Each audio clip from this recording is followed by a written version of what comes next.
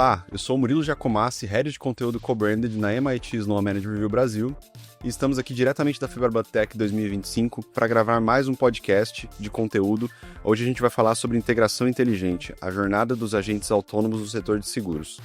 E para falar aqui comigo sobre esse tema tão importante, eu vou receber aqui dois profissionais da Bradesco Seguros, o Glaucio Calisto, superintendente de TI. Bem-vindo, Glaucio. Obrigado, Murilo. Sempre um prazer estar com vocês aqui. Legal, obrigado. E o Fernando Campilho, superintendente sênior de tecnologia, também da Bradesco Seguros. Bem-vindo, Fernando. Obrigado, Murilo. Obrigado, Capgemini, pelo convite. Obrigado.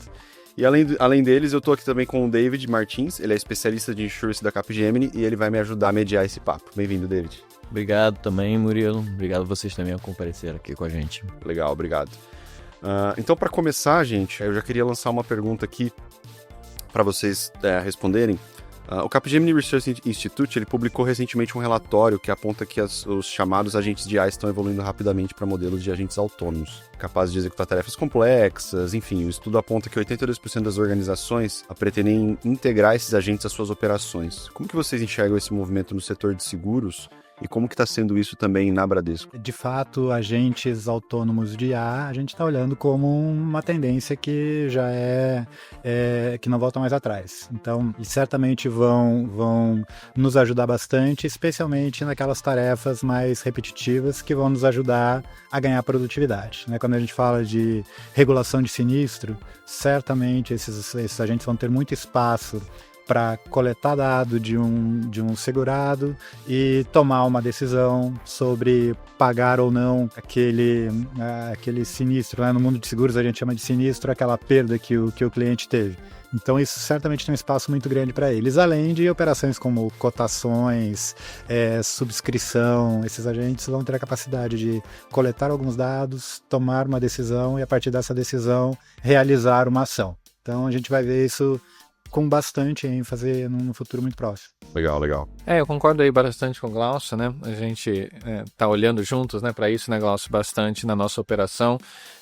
Queria dar um enfoque aqui adicional no que o Glaucio comentou, né, que a gente tem 3 públicos, né, para olhar para esse modelo, né? A gente tem, obviamente, o grande exemplo que o Glaucio deu aqui, né, que é o público interno, ganhando produtividade nos trabalhos internos da seguradora, né? A gente tem esses agentes autônomos, eventualmente, no segundo momento, falando direto com o cliente, né? Porque hoje grande parte das nossas vendas são feitas, né, como é em todo o setor de seguros, pelos corretores, né?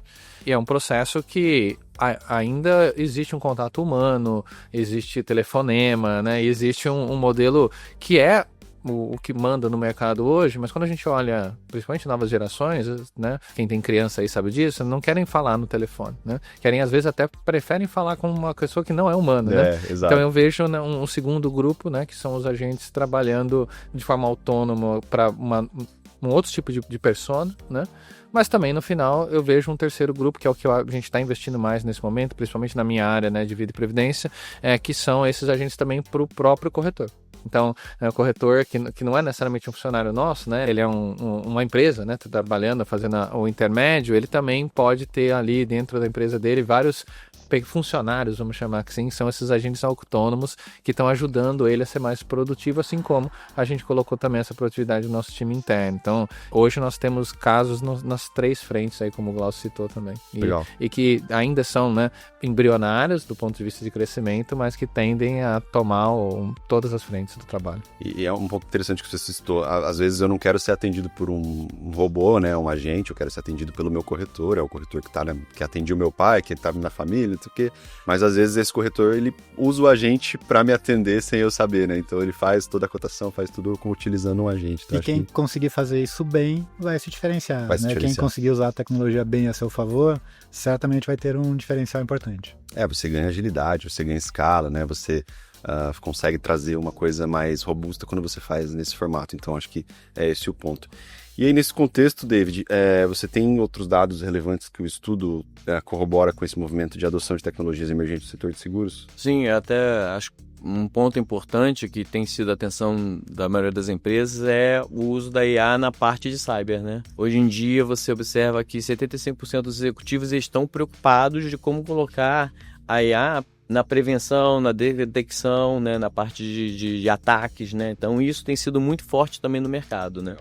E se você olhar hoje o mercado segurador, 85% deles têm a IA como prioridade no top 3. E se você olhar todas as indústrias, o mercado segurador é o mais preocupado, é o que tem a maior prioridade em cima da IA, né? Então isso mostra realmente o amadurecimento desse mercado em cima dessa oportunidade que tem hoje. Legal. Interessante ouvir esses dias, não sei se foi no LinkedIn, mas pessoas utilizando IA para fraudar sinistro, né? Pegava a foto de um carro bonito, perfeito, e aí a IA construía a foto do carro batido, né? Então, acho que também tem o lado da contramão, né? De como que eu vou também prevenir fraudes e prevenir coisas utilizando a IA. Então, acho que vai me de encontro com isso que você falou. Antes da gente seguir a conversa, acho que vale a pena a gente fazer uma diferenciação mais clara entre o que diferencia um copiloto simples de um agente autônomo, né? Como que vocês enxergam a evolução das tecnologias de IA nesse sentido? Entre o hype e a realidade e o que já tem aplicação concreta e até onde vocês acham que a gente pode chegar olhando não só para o segmento de vocês, né, seguro, previdência, mas olhando para o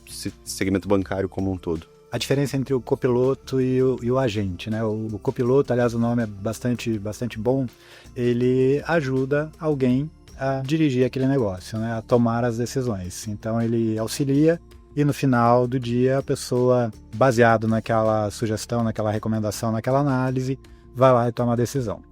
Quando a gente move para os agentes autônomos, a complexidade ela pode variar bastante, né? Vamos pegar um exemplo assim, bem trivial. Vamos supor que a gente tem um pedido de uma autorização para um parto. E vamos supor que quem está pedindo é alguém do sexo masculino. A gente vai negar porque, obviamente, não vai fazer o parto. Não vai fazer o parto. Um agente, isso hoje é um modelo determinístico, é uma regra. Se for masculino, eu não pago. Quando a gente troca isso por um agente autônomo, passa de ser determinístico para ser probabilístico. A probabilidade dele responder não é bastante alta, porque a regra é bastante clara. Agora, quando a gente pega esse mesmo agente e coloca ele numa tarefa mais complexa, de, por exemplo, aprovação para uma cirurgia de catarata, aí precisa coletar diversos exames oftalmológicos diferentes, comparar com a opinião de um oftalmologista, o processo de decisão já não é mais tão trivial.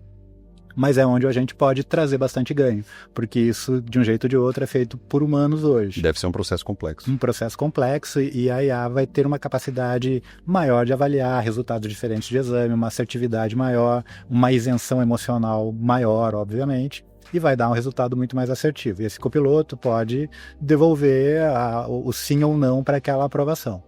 Claro, eu acho sempre importante ter um humano no final, né? Vamos supor que o resultado seja um não. A gente, de fato, como seguradora, por uma margem pequena, não quer aprovar aquela cirurgia, ou a gente assume esse risco por conta do relacionamento com o cliente. Então, tem variáveis que talvez um agente autônomo também, que a gente não queira que ele tome todas as decisões sozinho, né? Então, essa evolução vai ser bacana de a gente acompanhar. Legal, tem essa coisa do lado humano, né?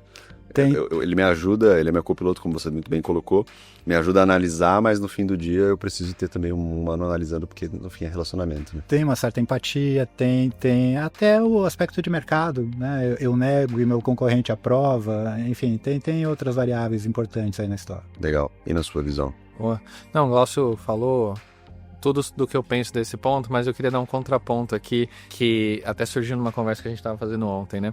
Que é hoje, né, os agentes que a gente já está usando e já está testando, né, eles têm essa característica de serem demandados, né? Então alguém vai lá e pede alguma coisa para ele vai lá e executa. Obviamente, como o Glaucio destacou aqui, consegue até lidar bem com exceções, né? Coisa que regras determinísticas fixas não conseguiam fazer. E isso pra gente é muito importante, né? Porque se fosse tudo regra fixa, a gente, né, já deixava no sistema normal. Deixava tudo automatizado. Né? Nesse cenário. Já temos, né? Hoje, você falou do sinistro, pegar a área que eu cuido de vida e previdência, os sinistros de vida, 90% a gente já libera passando em regras meio automáticas, né? É claro que tem sempre um humano revisando esse processo, mas já tem um alto grau de automação.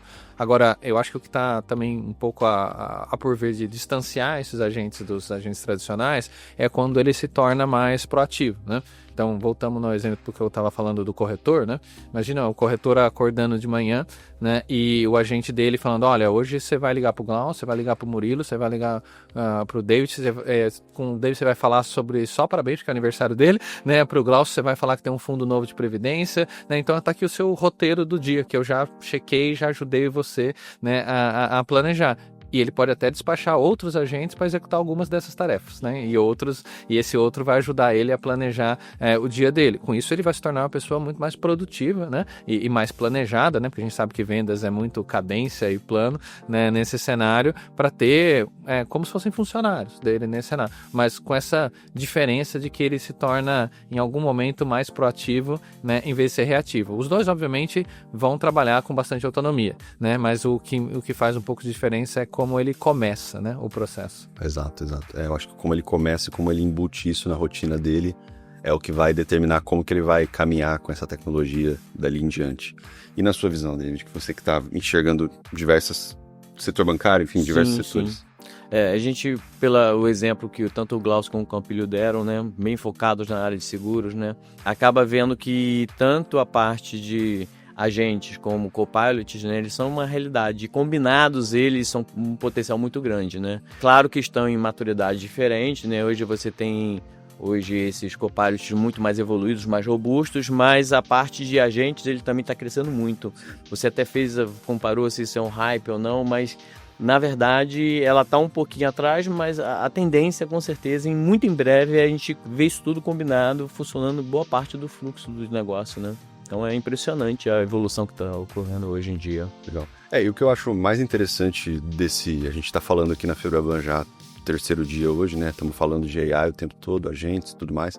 O que eu acho mais interessante desse movimento todo é que eu vejo que tá sendo muito democratizado o acesso a isso, né? Não é um AI que está lá no setor de tecnologia e a tecnologia usa e disponibiliza. Não, as pessoas têm um acesso livre, elas conseguem criar, elas conseguem automatizar, pessoas criando seus próprios agentes, né? Então, é legal porque quem conhece a regra de negócio são as pessoas das áreas de negócio, né? Então, elas conseguem fazer um negócio que realmente funciona para elas, né? Eu só complementando, Murilo, eu acho que isso não é hype mesmo, né? Porque isso veio para ficar, porque eu considero que a tecnologia veio para ficar quando o usuário comum usa ela no dia a dia. Né? Então, estava até contando com o pessoal outro dia, eu tenho acesso, né, na minha conta paga da OpenAI, é um agente desse para mim. Né? E outro que é o Operator, né? que o ChatGPT tem. Eu pedi para ele comprar um ingresso de cinema. Né? Então ele abriu a página, abriu o site, filtrou o filme, comprou, botou no carrinho, ele só não pagou porque ele não tem essa etapa, porque ele não tem o cartão de crédito, pede pra você pagar. Mas, cara, no meu dia a dia, né? Na pessoa física, né? Não na pessoa jurídica, né? E imagino que várias outras pessoas já estão começando a testar e usar essa tecnologia, né? Você conhece aí quem já usa, né?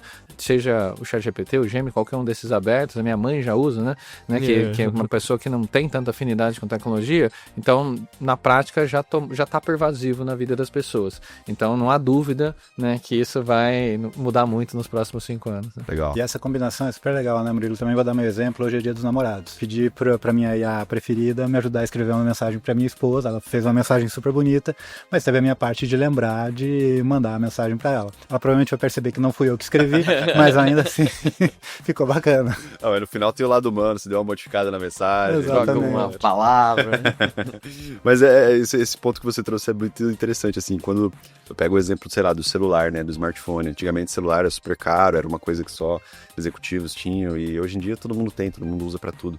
Então vai muito nessa linha, assim, quando a IA ela tá sendo democratizada e tá todo mundo usando, meus pais usam também pra ver receita, pra perguntar o clima, pra planejar uma viagem, então isso mostra que a gente consegue vislumbrar, onde que eu posso encaixar isso no meu trabalho, né? Porque eu já estou usando no meu dia a dia, então isso auxilia nesse avanço. E no caso do Bradesco, essa transição ela representa uma ruptura em relação ao modelo tradicional de integração baseado em APIs e tudo mais, né? Então, a Bradesco Seguro, por exemplo, ela já vem aplicando o modelo para conectar centenas de aplicações internas, sistemas de parceiros. Vocês podem contar um pouco mais sobre essa abordagem? A conexão com APIs, bom, as APIs eu acho que continuam sendo bastante relevantes como forma de integração sistêmica. Né?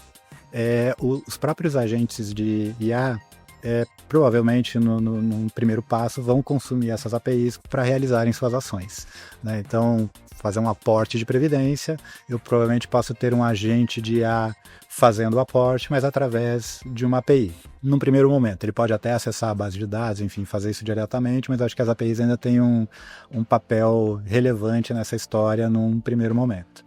Agora, a gente também olha para como a gente usa soluções de IA embarcadas em plataformas mais comuns de mercado, né? Quando a gente olha para a nossa central de atendimento, por exemplo, a gente já tem uma IA integrada que ajuda o nosso operador a sugerir a conversa com o cliente, entender qual é o humor do cliente para ele ser mais suave, né, naquele tom, faz uma sumarização da conversa depois, faz as anotações. Então, ajuda bastante a vida do operador que atende, né, o nosso cliente. Isso já é uma realidade hoje, funciona super bem. Inclusive, fomos premiados. A gente ganhou semana passada um prêmio da Smart Consumer já de inteligência artificial pelo uso disso na nossa central. Então são exemplos bacanas e vários outros virão por aí. Legal. E eu acho que ele traz até, negócio, uma possibilidade de integração que a gente não tinha antes, né? Eu estava conversando, acho que ontem aqui no mesmo evento com outro executivo, né? Que a gente está numa jornada de modernização tecnológica, assim como grandes outras empresas do setor financeiro, né? Saindo de alguns sistemas legados de décadas para sistemas mais modernos na nuvem, né? E essa jornada vai se dar em múltiplos anos, ela não vai ser resolvida do dia para a noite, né?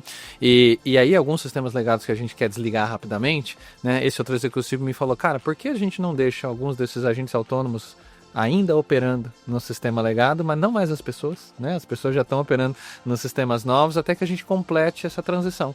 Porque senão, né, no modelo antigo a gente tinha que fazer um tombamento, né? De um para o outro, demorava, e agora você consegue conviver, mas daí você deixa o agente ali, até porque ele pode trabalhar 24 horas por dia. Você fala, mas esse sistema tem uma interface ruim, não é intuitiva, demora. Não importa, né? O agente não vai reclamar. Adapta, né? Ele vai trabalhar à noite, vai fazer isso e a gente libera os humanos para outras tarefas bacanas, né?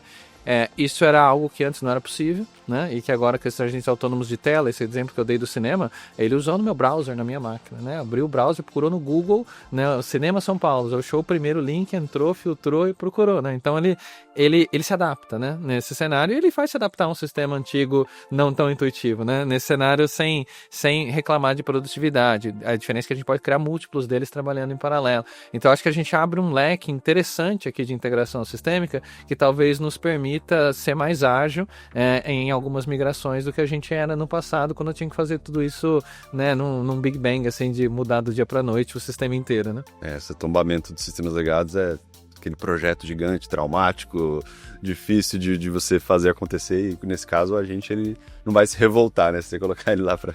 O Fernando tem razão, talvez a gente nem precise mais fazer isso, a gente possa conviver com esse sistema legado por mais tempo. E deixar o agente atuando. E, David, na sua visão, né, da visão da Capgemini, conhecedora do mercado, a gente sabe que tem diversos desafios nesse processo que eles comentaram, né, de tombamento, enfim, cultural também. Quais são os principais desafios de implantação e integração que você tem visto, tem vivenciado? Esse acaba sendo o maior desafio, né? Você tem hoje muitas empresas com sistemas legados. Eles foram pensados num momento, numa época em que não tinha essa necessidade como tem hoje, né? Por exemplo, de você ter uma base de dados mais fluida, com interoperabilidade, né? Então isso acaba realmente gerando um paradigma, né? De como você virar isso, né? E aí o Campilho citou muito bem, né? Você não precisa virar, talvez, fazer esse Big Bang, né? Você pode fazendo isso aos poucos e usar o agente ao seu favor, né? Mas, além disso, você também tem que repensar os fluxos, né? Porque, por exemplo, você hoje tem uma interação humana para aquele fluxo. Não necessariamente o agente vai executar aquele mesmo processo, né? Ele pode ser repensado para ser um processo talvez diferenciado, já que não tem intervenção humana, né? Então, não é simplesmente tirar o processo de uma pessoa, de um profissional e jogar para um agente, né? Você tem que olhar ele e ver como é que isso funcionaria. E eu acredito que um outro ponto que assim tem colocado as companhias, não só as seguradoras, mas de forma geral, é como você mensurar esse ROI, né? Porque o ponto é, a força para redução de custos é muito grande, o apelo da AI é muito grande. Então, no momento que você vai aplicar a AI, mas como é que você mostra que aquilo ali realmente está reduzindo um custo, né? Então, a gente tem visto muito a implementação de você começar com pequenos nichos, né, de agentes, de AI, e conseguir trabalhar em cima de processos chaves, né? Para você poder justamente começar a amadurecer e provar realmente o resultado disso, né? Legal. Eu acho que tem toda uma barreira cultural que tem que ser quebrada, porque a gente costuma olhar só para tecnologia, né? E a gente precisa olhar para os processos como um todo também, porque às vezes o processo que eu faço de uma forma, ele não vai funcionar quando a gente for fazer, né? Porque não tem intervenção, muito bem colocado. E no caso do mercado de seguros, a gente sabe que a gente precisa criar modelos de integração que conectem todas as pontas, né? Vocês comentaram, eu tenho o corretor, eu tenho a seguradora, então eu tenho todos esses players do ecossistema, eu tenho o banco. Como que esse processo ele tem sido conduzido e quais são as principais oportunidades que ele tem revelado nessa conexão de agentes com todo esse ecossistema de seguros? A gente está falando de agentes autônomos, né? Esses agentes vão comandar essa integração, essa conexão entre a nossa, vou chamar de cadeia de valor, certamente, né? Então, quando a gente fala aqui de uma consulta médica, por exemplo, usando o nosso plano de saúde, certamente nos nossos canais eu vou conseguir estar integrado a médicos dos hospitais, a nossa rede referenciada, e o agente já vai agendar para você aquela consulta. E aí o médico pediu alguns exames, que a gente também já vai conseguir agendar no laboratório. Tudo isso vai ser muito mais fluido. Então, acho até que a experiência final, né, do nosso cliente vai mudar bastante com essa integração, né? Em algum tempo, ele vai começar a ter uma experiência que é muito mais completa através da cadeia de valor inteira, com muito menos fricção, muito menos interferência pessoal dele.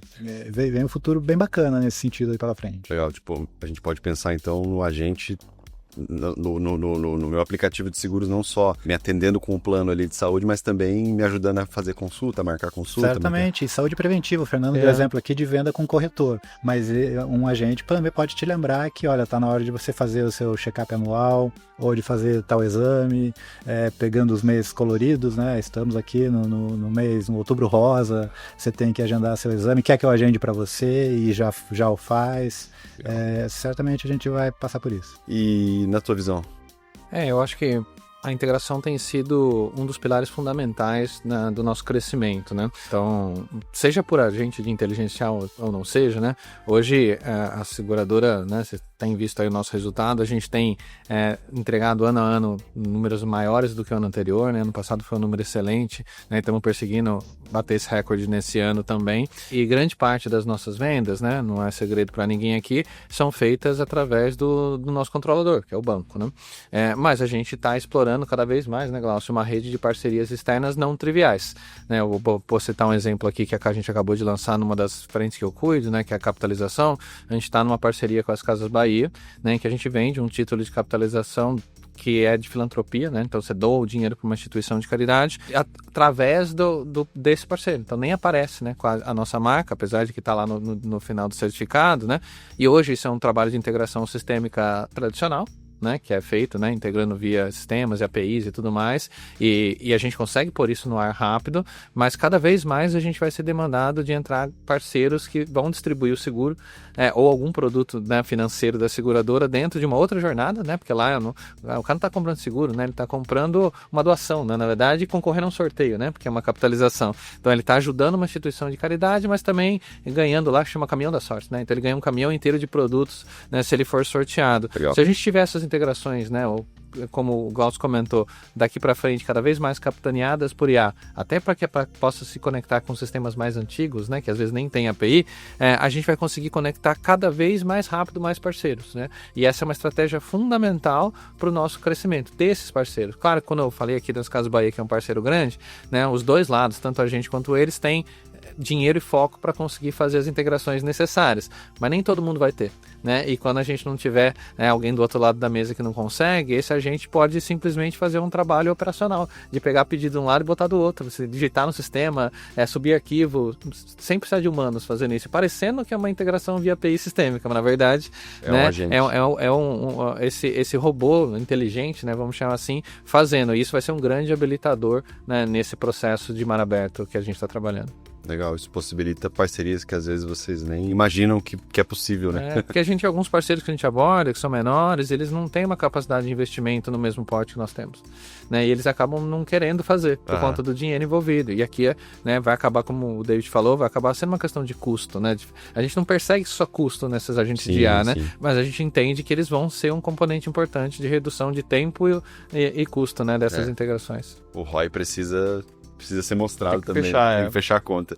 E nessa transição, nessas parcerias, uma pergunta para vocês três aqui, olhando para a complexidade regulatória, né? A gente sabe que o mercado de seguros ele é um mercado altamente regulado, né? A gente tem diversas legislações ali. Essa questão de trazer os agentes para dentro do mercado de seguros, ela facilita esse processo ou a regulamentação ela dificulta em partes? Como que vocês têm visto isso? Começando aí pelo David.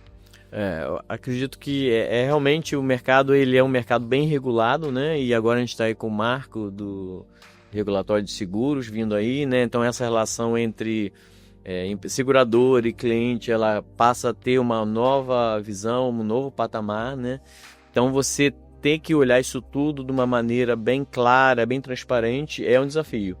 A IA, ela acaba sendo uma aliada nisso, né? Nesse processo, né? Porque ela consegue, justamente, a gente pode aproveitar esse momento que ela está agora justamente para assumir um papel ali que às vezes é difícil para a maioria das empresas, né? Você cumprir todas aquelas regulações, todas aquelas regras de compliance, né? De acesso a dados. Então, você ter esses agentes apoiando acaba sendo uma ajuda. E preparando também para frente, né? Porque a gente sabe que não para, né? A regulação, ela está sempre aumentando, então facilita muito, com certeza. Legal, para vocês. Não, eu também acho que a IA vem ajudar, porque quando a gente constrói um agente para qualquer ação, a gente coloca como guardrails dessa ação a própria regulamentação. Então a gente garante que qualquer ação que ele vá tomar, ela está resguardada pela regulamentação que a envolve, né? E isso é perfeito, é o que a gente precisa. Então, vai ajudar bastante. E no sentido de restrição ao uso de agentes para algumas operações, isso já existe a regulamentação para isso ou não? Hoje é um campo livre, assim? Essa regulamentação, ela ainda está muito em aberto, né? A regulamentação sobre o uso de IA, a gente vê essa discussão nascendo na Europa, Estados Unidos, aqui no Brasil, mas ainda tem bastante a evoluir nesse tema, né? Então, por enquanto, o melhor que a gente pode fazer é usar de forma responsável. Claro. Certamente por esse caminho que a gente vai. Acho que essa é a palavra, né, Glaucio, né?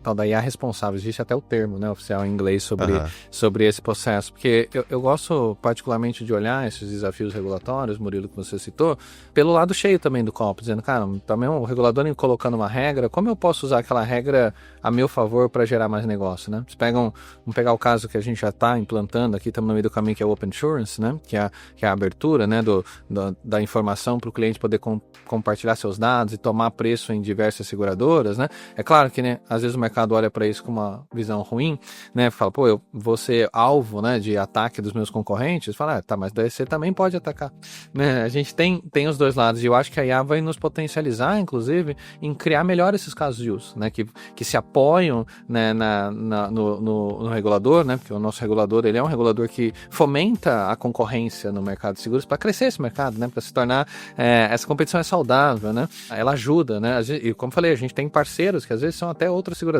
trabalhando junto, né, no mesmo produto, no mesmo combo de produtos que visa atender ao nosso cliente final. E eu acho que a IA pode, né, como os colegas comentaram aqui, ajudar a gente a fazer desse limão uma limonada e usar a regulação como algo bom para o cliente, né? Porque o regulador sempre escreve pensando no cliente, né? Ele não está aqui querendo prejudicar a relação com o cliente, ele quer, na verdade, dar mais opções para o cliente e isso deveria ser bom, na verdade, também para o mercado como um todo, né? O mercado de seguros ainda tem uma penetração baixa no Brasil, né? Então, se a gente conseguir, né, através do regulador, dar mais tração a esse mercado, a gente vai poder proteger mais pessoas, né? Que a gente vê o que acontece nos Estados Unidos e na Europa é bem diferente. Sim, perfeito. Aqui no Brasil, mais difundido é o seguro veicular, né? O seguro residencial, mas ainda assim é uma penetração muito baixa em outros níveis, né? Em outros tipos de produto. Eu acho que isso você colocou muito bem. A regulamentação, ela pode nos auxiliar também a impulsionar esses outros produtos de seguro. E não só isso, né? Foi o exemplo que você citou. Como eu tenho uma regulamentação, eu tenho os guardrails bem definidos. Então eu sei que o meu agente ele vai trabalhar dentro do que é legal, dentro do que é correto. Não vou ter problemas ali de governança, enfim. Às vezes é muito mais fácil uma falha humana do que uma falha do próprio agente, né? Legal.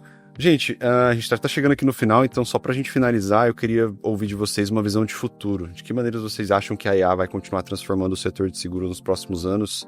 E também onde vocês acham que vão estar essas grandes oportunidades? Acho que a gente falou aqui sobre diversos exemplos, diversas formas, mas se fosse para citar um ponto ali que vocês acham que vai ser o ponto principal, qual seria ele? Eu resumiria, assim, hoje, uma visão muito mais dinâmica, né? Que você tem o processo de negócio, né?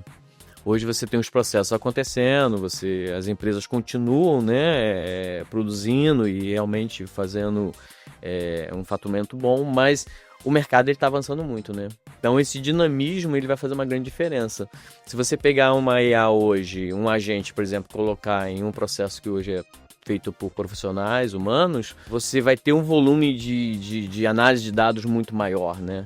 Você vai conseguir produzir muito mais rápido por uma capacidade dela mesma, porque ela só faz aquilo ali, né? Então, essa aplicação, ela vai te dar um dinamismo. Essa aplicação, você vai conseguir ter, por exemplo, a possibilidade de simular, ainda mais o mercado de seguros, que ele é muito preditivo, né? Você tem que entender como é que está a faixa etária, por exemplo, o seguro de vida.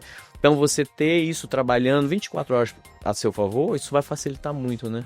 Então, isso cria uma oportunidade muito grande, né, pro mercado hoje de seguros, como qualquer outra indústria. Mas os seguros específicos porque realmente é muito rico, né, nesses processos de você aplicar a IA. Legal. Eu acho que o mercado de seguros ele tem processos interessantes para testes de IA, né? Porque são processos... Tem esse lance da predição, né? O seguro ele é muito preditivo, a cotação do seguro ela tem toda uma questão de idade, de perfil, de localização e tudo mais. Muda, né? E o que é há 2 anos atrás, não necessariamente é agora. Então você tem que estar sempre atualizado. Então. E a IA ela vai aprendendo com isso. Ela vai porque a IA ela... Comportamentos ela vai pegando. Ela vai entendendo isso e talvez ela traga até insights pro corretor que ele não tinha antes dele usar a IA, porque beleza, os dados estão ali na cabeça dele e tudo mais, mas uma análise feita por um agente de IA ela é muito mais potente, muito mais rica, porque ela consegue analisar diversos fatores em segundos, né? Então acho que isso vai trazer mais riqueza. E para você? Eu acho que vai mudar em vários aspectos, mas para ficar em um, eu gostaria muito, e eu acho que vai mudar muito, o acesso aos produtos de seguro.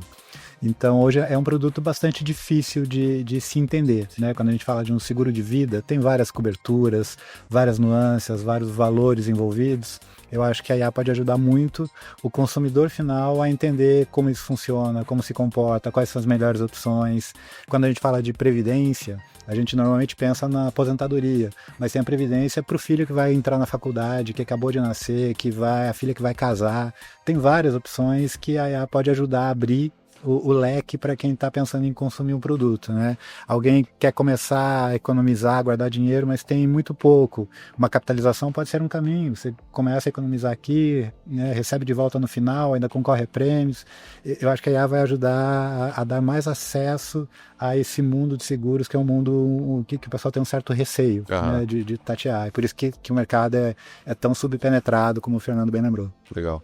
E o agente ali, ele pode funcionar como um corretor virtual que vai fazer essas recomendações, vai entender o teu perfil, vai te perguntar. Então, acho que esse é o ponto do atendimento, é um ponto importante. Sem dúvida. Eu iria na mesma linha, né, que o Glaucio já roubou minha fala aqui, né, nessa brincadeira. Porque eu acredito muito nisso também, né? Eu acho que, dando um outro enfoque mais nessa linha, que é um pouco das questão de ser quase hiperpersonalizado, né? Quando a gente fala da nossa escala, né, a gente é uma das maiores seguradoras da América Latina e temos milhões de clientes em cada linha de produto, né? Como é que a gente entende, como você falou, o requisito de cada um, né, desses caras? Hoje a gente já explora bastante, né, esse cenário, mas eu vejo que daqui para frente isso vai se tornar cada vez melhor, né, nesse ponto. Alguns dos nossos produtos, né, o Glaucio foi muito preciso aqui em falar da Previdência, que é um produto, né, que eu gosto muito, que eu cuido da parte de TI essa área, mas que é um produto para você se planejar, né, e que você vai ter uma relação com a seguradora de repente de 40 anos, né, com a mesma empresa, né, nesse cenário, cara, a sua realidade muda em 40 anos, né? Seu plano de vida muda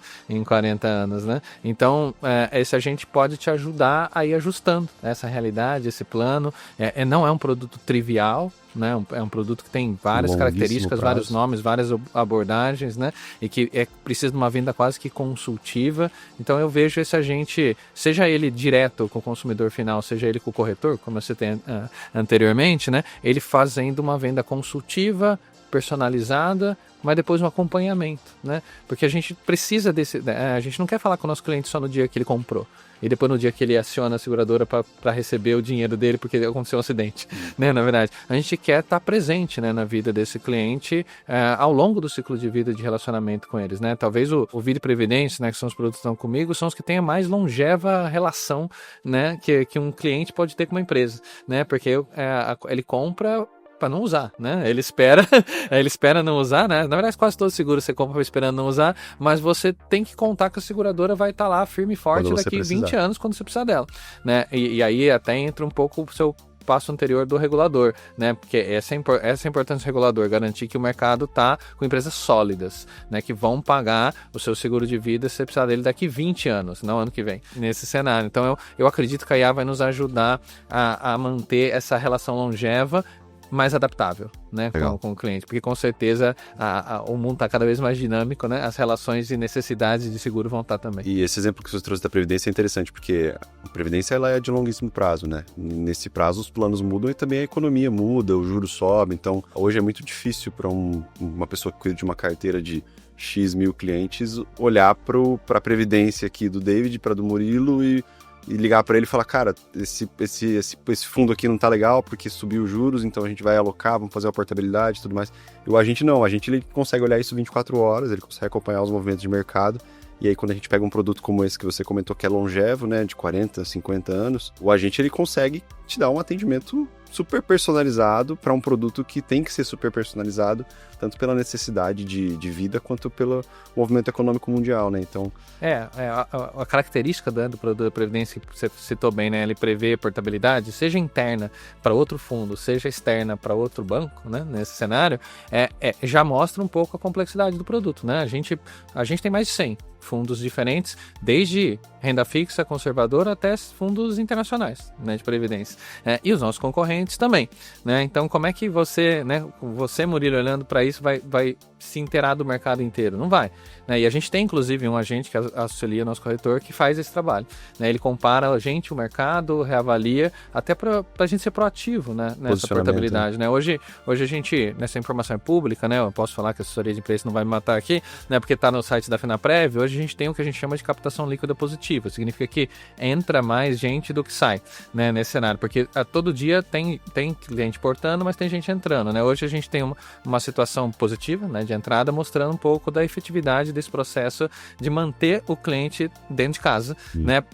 Até ajustando para a necessidade dele, para ele não ter que buscar isso no mercado, né? Porque eu tenho opção, né, para ele dentro de casa. Mas, de fato, se ninguém estivesse olhando, né, e no caso nossos corretores estão agora cada vez mais ainda com a IA ajudando, a gente consegue adaptar essa realidade muito rapidamente, né, para o que faz sentido. E mesmo que o sentido seja o cara resgatar para uma emergência que ele precisa do dinheiro. Também vamos ajudar ele nisso, né, entender que ele precisa desse cenário. Porque não faz sentido quando eu for procurar o meu corretor, já vai ser para fazer a portabilidade, né? Então ele tem que ser mais proativo e me procurar, me sinalizando para eu fazer a portabilidade dentro da instituição para um outro fundo que faça sentido para aquele momento. Tem que olhar a realidade de cada um. Né? Perfeito. E o momento econômico, o mercado, é exatamente isso. Legal. Gente, o papo tá muito bom. Acho que a gente percorreu aqui vários tópicos aqui do seguro e tudo mais. Foi muito legal. E aí, para fechar, queria deixar um minutinho aí para vocês de agradecimento. Então, começando aí pelo David. Para mim foi um prazer, né, estar com vocês, Campilho, Glaucio, que a gente já interage aí constantemente, né, e Murilo hoje aqui, né. A gente, como Capgemini, a gente está sempre preocupada e acho que é um grande apelo da Capgemini, porque ela foca exclusivamente também no mercado segurador, além de outras indústrias, outros setores.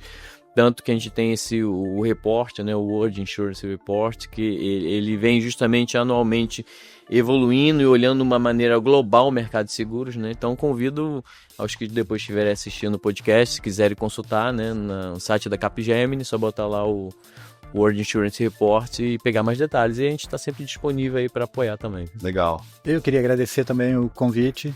É muito bacana participar desse tipo de conversa, essa relação que a gente tem com empresas globais de primeira linha, como a Capgemini. Eu acho que são sempre super provocativas, a gente sempre olha para frente, né, uma provocação mútua no sentido de crescimento, de o que está mudando no mercado, o que está mudando na tecnologia e como que a Bradesco Seguros consegue se posicionar bem para continuar ganhando eficiência e tendo esses resultados invejáveis que a gente tem. Então, legal. Obrigado. Bom, agradecer também aí, David, a Capgemini, né, pelo convite, grande parceiro nosso, né, e Murilo também, né, prestando aqui em nome do MIT, né, dessa conversa. Foi muito bom o papo, acho que é importante a gente debater sobre essas novas tecnologias que estão vindo por aí de forma ampla, né, no mercado, porque elas vão mudar muito, né, não tenho dúvida nenhuma que essa onda está vindo para mudar a grande que a gente faz, e acho que a gente precisa aqui no Brasil estar como protagonista, né, desse processo, né. Às vezes a gente fica aqui com a síndrome do vira-lata olhando o que estão fazendo lá fora, né, mas o mercado brasileiro é tão dinâmico, né, se a gente falou, vocês citaram rapidamente fraude no começo, né, o brasileiro é muito inventivo nisso também, né? Então a gente tem que estar sempre aqui em termos tecnológicos na frente para manter, né, a nossa empresa também líder, né, como ela é no mercado. Obrigado pelo convite. Por isso que a gente é muito bom em segurança e tudo mais, né? A gente é exemplo no mundo, porque a gente é muito bom em como quebrar essa segurança. Bom, gente, obrigado, agradeço em nome do MIT, em nome da Capgemini.